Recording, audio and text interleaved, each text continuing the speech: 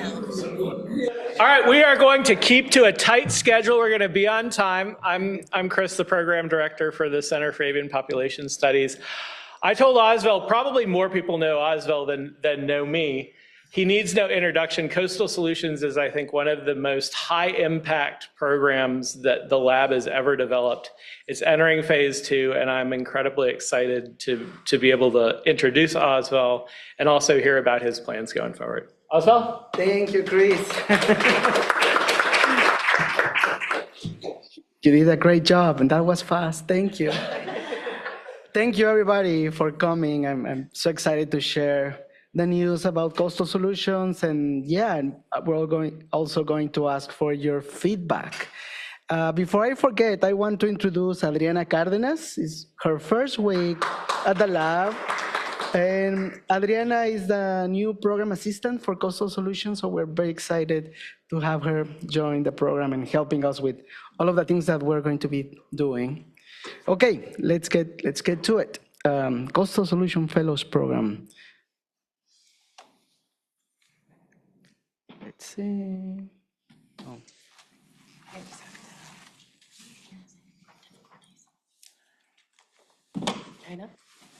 Yay, thank you. So why are we working on this program, and how did it all started?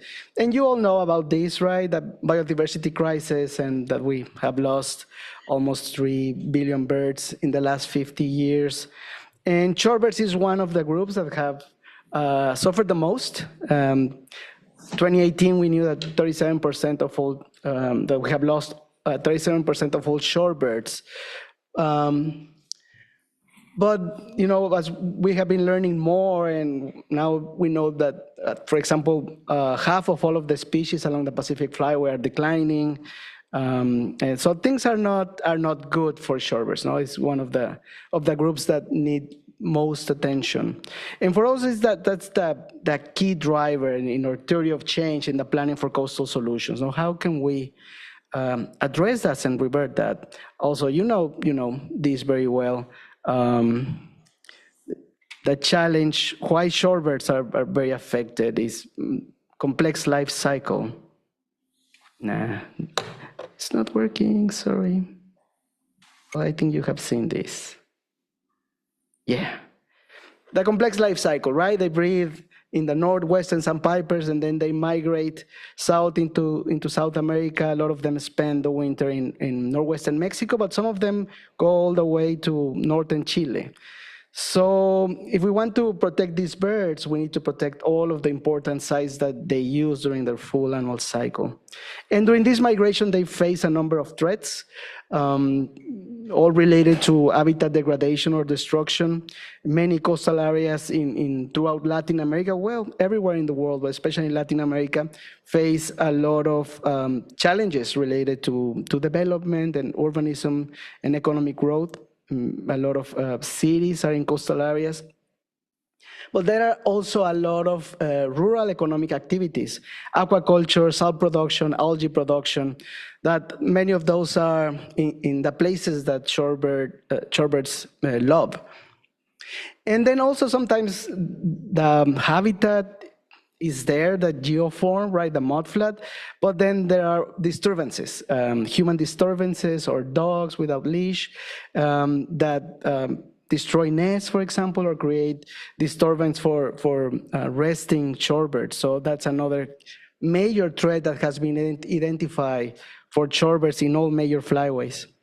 So also, as you know, here in the lab, we are not trying only to document these declines, but figure out ways to revert these trends and recover shorebird populations and, well, recover all birds.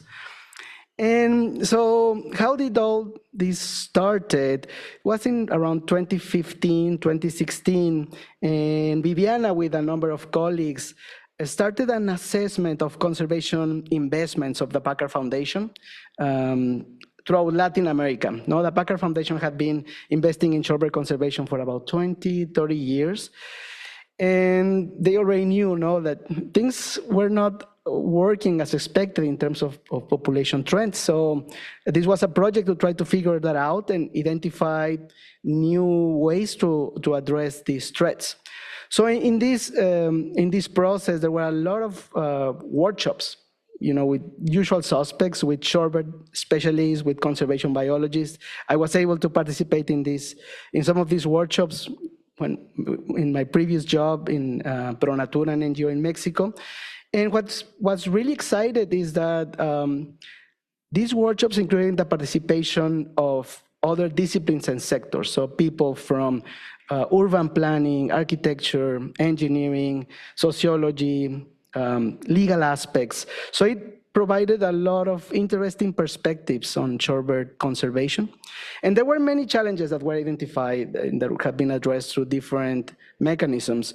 But for coastal solutions, there were three main challenges identified that needed to improve if we wanted to improve shorebird conservation. The first one is the need to improve cross-sectoral collaborations in conservation initiatives. And probably you're familiar with this, a conservation initiative happening in an NGO and then working maybe with a university or with a government agency from the environmental sector, but really not working or collaborating with the private sector, with industry, with communities, producers, or with the government sectors related with economic growth. So that was like the first one, those trying to have more cross-sectoral collaborations. The next one is the need to increase capacity for this type of effective conservation in Latin America and provide the tools to advance more sophisticated conservation mechanisms. And finally, within these initiatives, improve governance mechanisms and conservation impact on the ground. So with governance and throughout coastal solutions, we use this term to describe the rules, formal and informal, that provides long-term maintenance to conservation. So think about the policies or the creation of natural protected areas or a conservation easement or agreement with producers. That's governance. And sadly, many conservation initiatives throughout the world, but certainly in Latin America, lack these strong or hard governance mechanisms to sustain conservation in the long term. So those have been the drivers in the design and the implementation of the Coastal Solution Fellows Program. So what do we do? So we advance conservation impact at shorebird priority sites in Latin America. And we do this by empowering emerging local leaders and fostering the integration of sectors and disciplines to enable coastal solutions, to benefit shorebirds, but also local livelihoods. And this map shows important shorebird sites along the Pacific Flyway, all the way from Alaska to Chile. You see all of those yellow dots. And what's important for me to show in this animation is that our vision is that we're not trying to have a lab project in each of these sites, right? What we're trying to do is to empower local organizations and local leaders to develop effective conservation at each of these sites. So this is a fellowship at Cornell University. It's a 2-year program based here at the Cornell Lab of Ornithology. And our fellows, they have affiliation with Cornell as international research scholars, but they are not based here in Ithaca. They are in their countries, and I'll get to that in a minute. But this academic relationship with Cornell, it's very important. And then throughout the fellowship during the 2 years, we provide a lot of training. We do in-person retreats, but also we do trainings online. An essential component is that we are not concentrated on the technical capacities. No, professionals in Latin America, they are very good at what they do. Like biologists are really good and architects are very good at what they do. But many times what's lacking are the soft skills for conservation. So we concentrate, for example, on leadership, fundraising, strategic communication, etc. And funding. For every fellow receives $80,000 in the fellowship during the 2 years, so that they can concentrate full time, but more importantly, so that they can implement a coastal conservation project. I will talk about that in a minute. And then they become part of the Coastal Solutions Network. And more, the network has becoming something important to us. It has been growing organically. And we realized that the network provides a lot of value for the participants. It's a mechanism by which the fellows find a sense of purpose and a sense of belonging. And in conservation, it can be really hard sometimes in terms of emotionally and intellectually. So having the network to support each other has been very helpful. And so through all of these mechanisms is how we are trying to achieve conservation impact on the ground for shorebirds. So it all starts every year with a call for application that we release for Latin America. And I'll go just through the short version of all of this because it's a long process, about 6 months. But we have a standardized rubric and a technical committee of experts that help us in this evaluation and the selection of fellows. And we evaluate and prioritize the proposal based on the candidate's potential, how good a candidate can be a conservation leader in Latin America, the quality of a project that they present, and how well aligned is with the vision of the program, and then also the strength of the collaborations that they bring in this project. So we're looking proposals that involve multiple sectors, that they have connections with governments, with community, with the private sector, but also involve multiple disciplines. And so every year we select 6 fellows. We receive hundreds of applications, but we can only select 6. But the fellows come also with their own ecosystem of mentors, collaborators, and partners. So over the last 7 years, actually, 8 years almost, now we have over 200 leaders and experts participating in the Coastal Solutions Network. And so who are our fellows? No, they are from Latin America. They are all Latin American citizens working in their countries. They are early career professionals, and they come from diverse backgrounds. So this fellowship is not only for biologists or ornithologists. We are very excited that we have a lot of architects, landscape architects, urbanists, engineers, sociologists, anthropologists, experts in public policy, participating as fellows. And something I forgot to mention is that the fellowship is not a traditional academic fellowship in the sense that they are not producing science. The main product is conservation impact on the ground. And for us, the main product is the capacity building, the capacity that we're building in the long term throughout Latin America. And so a little bit about the fellow ecosystem. Of course, in the center of it all is the fellow. And they come and they propose this when they apply into the program. A mentor, somebody from their same discipline, but with experience that can help them in their project, but also in career development. And a host institution that helps them in the implementation of the project on the ground in the site that they are working on. And then they have a constellation of cross-sectoral collaborators, so experts on different fields that help them in the implementation. So for example, if the fellow is a biologist, maybe they include collaborators from policy or from economic development or from outreach and education. And then while they're implementing their projects, they develop all of these partnerships with agencies, communities, stakeholders, producers. And so what are they doing in their project? So we developed what we call the coastal solution model, which is basically like the place-based conservation model, adapted a little bit to our vision. And the fellows start working on this since they write their proposals.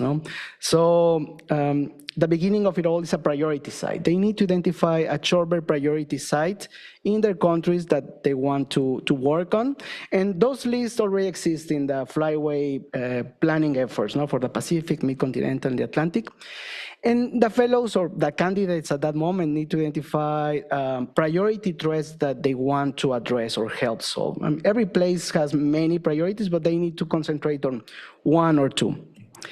And this is the key element in the program. They need to propose a solution that needs to be specific, effective, and with measurable conservation impact. And of course, that links to that priority that they want to address.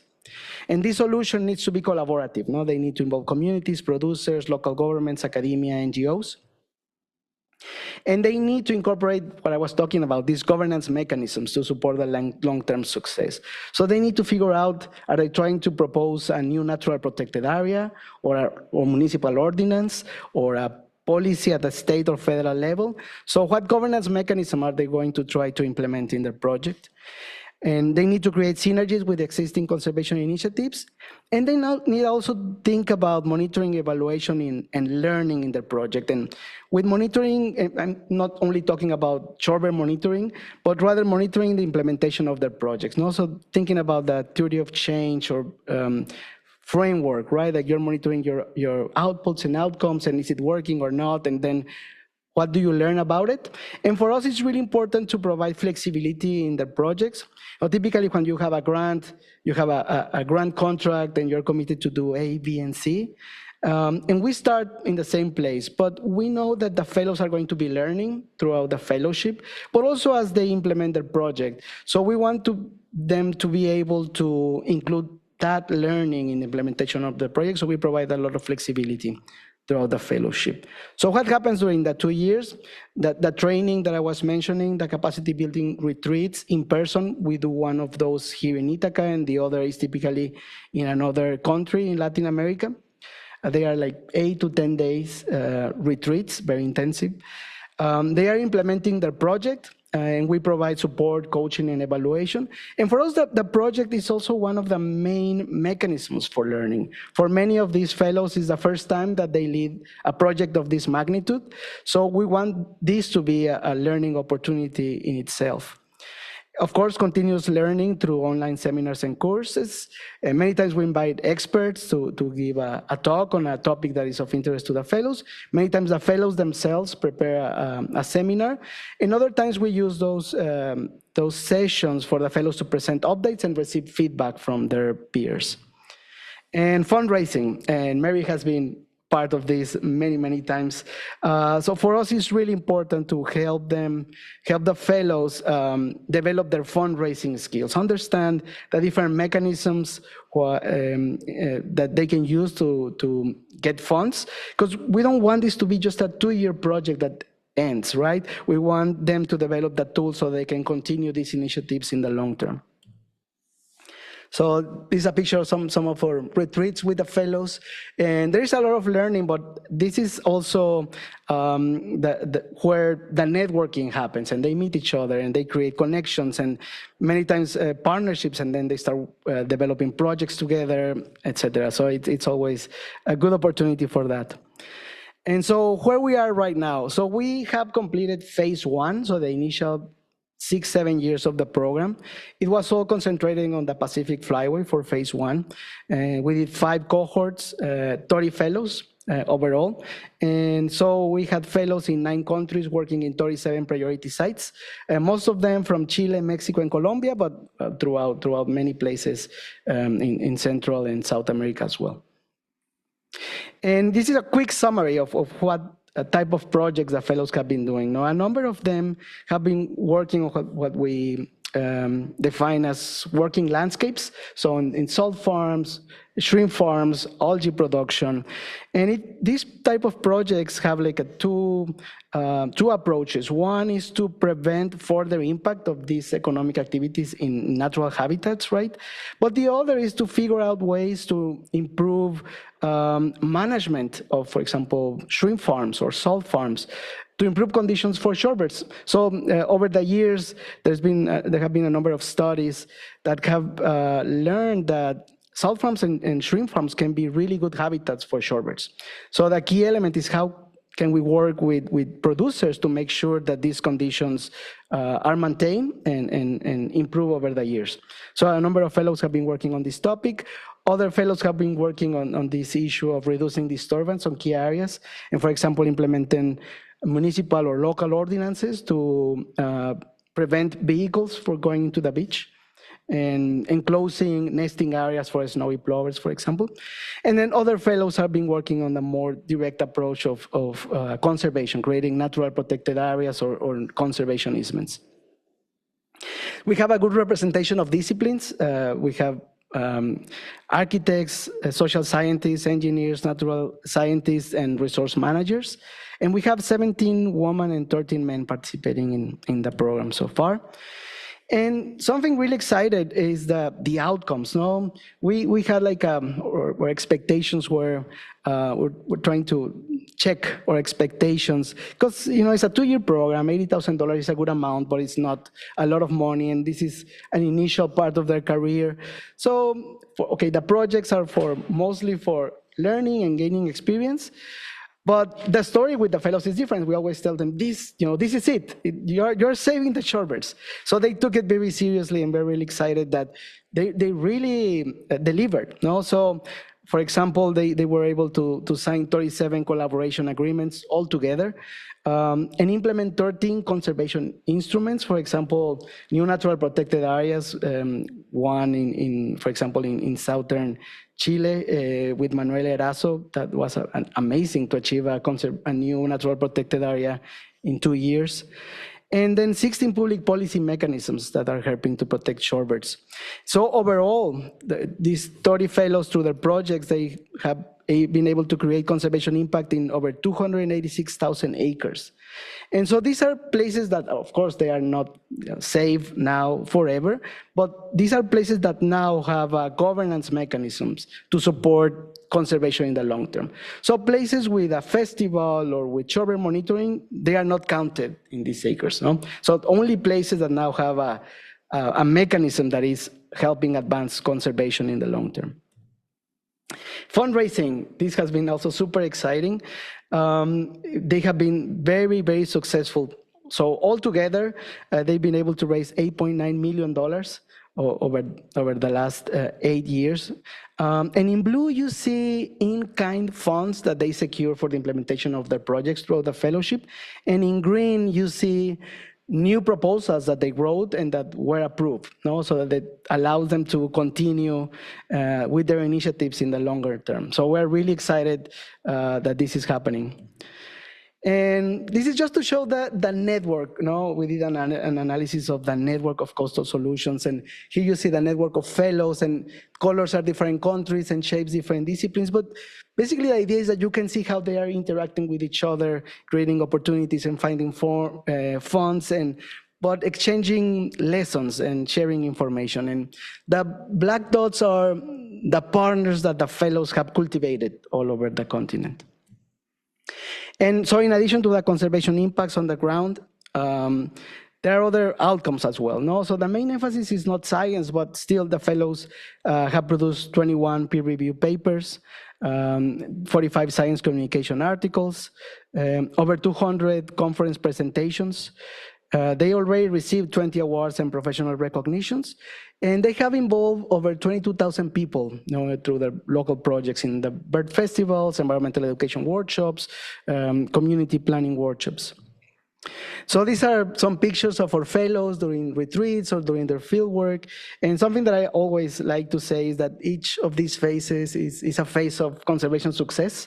So we're really proud and excited for our fellows. And something that we also love very much is that all of the fellows have remained engaged with coastal solutions. So even the ones from the first cohort from 2019, they're still very much active with us and with the network. I have a few examples just to share some information, and this is Julia Salazar from Honduras, and thanks to Gus, her story was included in the Living Bird magazine, a beautiful article, and she comes from a family of salt producers, artisanal salt producers in Honduras, and her background is in tourism and administration, but somehow in the way she became really in love with shorebirds, and she also wants to maintain this artisanal salt production in Honduras. And so her project is trying to figure out how to improve management practices to improve shorebird habitats within the salt production. So she has been working with the communities, with the salt producers, and understanding better, how can things improve to make things better for shorebirds. So she has involved over 150 producers that include an area of about 30,000 hectares in Honduras. So she's been really successful. And also a great success story. Now she's working for Manomet, for the Western Hemisphere Shorebird Research Network, as a conservation specialist in Central America. So that's something that we want to see our networks, their fellows advance in their conservation careers. And another great story is about Jorge Parra in Colombia. And he has been working with communities, with Afro-Colombian and indigenous communities to establish new natural protected areas in the Pacific coast of Colombia. And when he started his fellowship, he was a project coordinator with Wildlife Conservation Society, and now we're really excited. He's the Deputy Director of Natural Protected Areas for WCS in Colombia. And his project has been really successful. I mean, there are a lot of challenges with security and in this region, but at the same time, a lot of opportunities because there is like really close connection between the natural resources and the community. So he has been working in co-designing and developing co-management strategies with the communities for new natural protected areas. And so this has created, and actually I need to add this in our report, new federal protected areas for 500,000 acres. So this is really, really exciting. And the great part is that they were able to do this project in a way that secures funds for monitoring, surveillance, and enforcement. So it's not just like the paper declaration, but really things happening on the ground. And then I think most of you have met Natalia Martinez. No? She has come back many times here in the lab, and we expect to continue doing things with her. She's from Argentina, but she did her fellowship working on a project in Chile, in Chiloé Island, in the southern part of the country, working with Hudsonian godwits, and one of the most endangered shorebirds in the world. And this was very excited, and this is from the first cohort, and she already was like a very respected shorebird ecologist, and she had just finished her PhD. And her first draft of a proposal to us was to study the stress on Hudsonian godwits caused by algae production, no? And say, well, this is fantastic, but what are you going to do with information? How is this going to help advance the conservation of Hudsonian godwits? So that was the challenge that we sent back to her. So she started working with the communities and with experts in algae production to develop a strategy to develop management practices, working with indigenous, with Mapuche communities in Chiloé, to figure out ways that they could continue with algae production, but reducing the stress on Hudsonian godwits. And it was super successful. Now they develop a manual together with the community, and they sign agreements. So it includes the rotation of bays, but also how they approach algae cultivation, time of day, seasons when the birds are there. And so I think this is an example, and it protects around 5,000 acres of some of the key habitats, or 98% of all of the wintering Hudsonian godwits that are in Chiloé Island. So where are we now? So we have 27 other stories to share, but just for time, I'll stop there.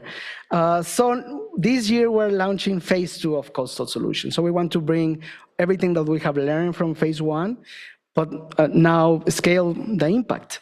And so we're very happy that we received the support of the Knobloch Family Foundation, but also a lot of individual donors of the lab that have been supporting Coastal Solutions since day one. And so we have a strong foundation to launch phase 2. And now what we're thinking is continue our work along the Pacific Flyway, but also expand into all of the coastal zones of Hispanoamerica, so Spanish-speaking countries in Latin America. So for the moment, we're not including Belize, Brazil, Suriname, Guyana. That might come in phase 3. So we want to make sure that we have the capacity, the bandwidth within the lab, within the program, to address this expansion in a very responsible way. And we are working on developing new partnerships in the new regions. And many of the countries were just expanding to both coasts, like in Mexico and throughout Central America and Colombia, but we are adding, for the moment, Argentina and Uruguay. We're also discussing a lot, because that's a feedback that we commonly receive. if we're going to add non-coastal areas, no, as probably you know very well, a lot of very important shorebird sites are not coastal, are inland, in grasslands in South America, and also high elevation wetlands. So we're thinking about it. So we want to be flexible, but we want to be also cautious in how we advance the program. And so we are ready to launch the new call for applications for a new cohort of fellows. We hope to launch in March or April of 2026, depending on how things advance. And we also want to work with some in-person workshops to recruit in some of the areas with low participation, but also in places that are new for the program. Hopefully, we'll have the selection of fellows in September or October. And one of the timing, what are we thinking, is that there's going to be the Western Hemisphere Shorebird Group meeting in La Paz, Baja California Sur, in Mexico in November. So we want to be ready by that meeting and be able to show the new fellows, but celebrate phase 1, but show or 6 new fellows now in that meeting. Maybe officially the fellowship will start in January, and that aligns well with what we have been doing in the past years. But we want to be able to celebrate in November in La Paz. And that's it. Thank you very much.